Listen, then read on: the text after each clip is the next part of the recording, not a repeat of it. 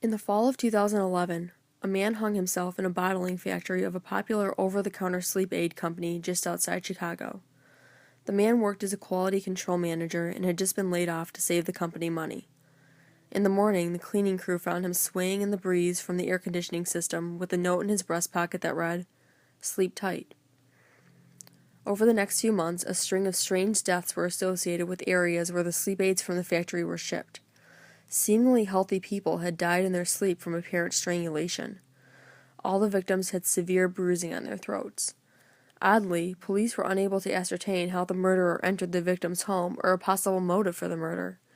Further, vivid reports began coming in from people who had taken the pills but not died. One lady reported taking the pill, and right before she fell asleep, she opened her eyes and a bald, middle-aged man wearing a short-sleeved, white-collared shirt was hovering just above her face. She closed her eyes, hoping the man would disappear, but when she opened her eyes, he was there, inches from her face. She even recalls feeling the man's breathing on her forehead. He then began strangling her. Luckily for her, her husband noticed her gasping for air in her sleep and quickly woke her. Another man recalls falling asleep after taking the pill. He awoke to the figure of a man swaying in the corner of his room. He turned on the light next to his bed and saw the man with better accuracy. He was a bald, middle-aged man wearing a short-sleeved, white-collared shirt. The bald man then removed the noose from his neck and reportedly floated towards the man attempting to strangle him. Again, it was the man's spouse who woke him.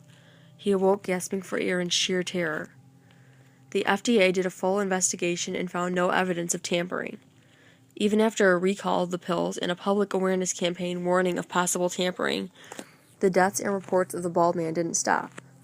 It was only when the company shut down the factory that the deaths and reports decreased. It is unknown how many deaths were the result of the apparent tampering or how many of the pills from the factory are still sitting in cabinets across the country.